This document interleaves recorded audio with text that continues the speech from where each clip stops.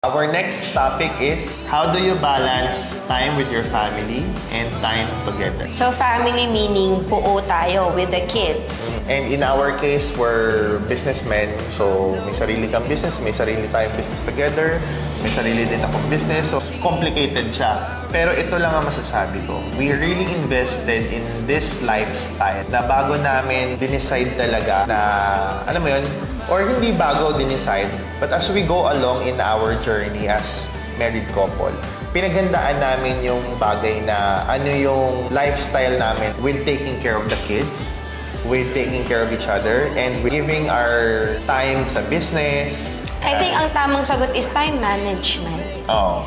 Pero yung time management kasi, ang minsan na hindi natin dyan naiisip is yung long term.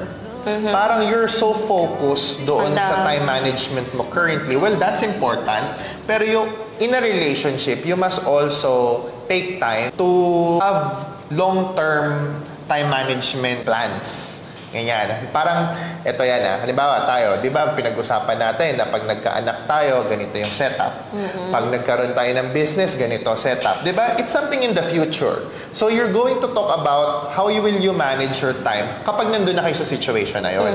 Hindi yung pag-uusapan nyo kapag nandun na.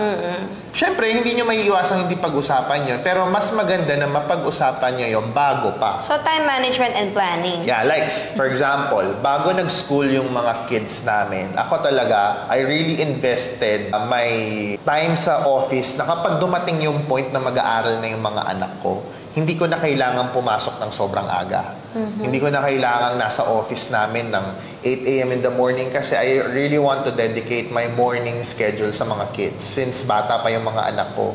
Gusto ko talaga ako naghahatid sundo sa school. Gusto ko talaga ako nag-aasikaso sa kanila as much as possible. Yan, kami together ang nag-aasikaso. So, pinag-usapan namin yan noon na pag dumating na kami sa point na mag-aaral na yung mga kids namin, ganun ang gagawin namin pag-manage ng time.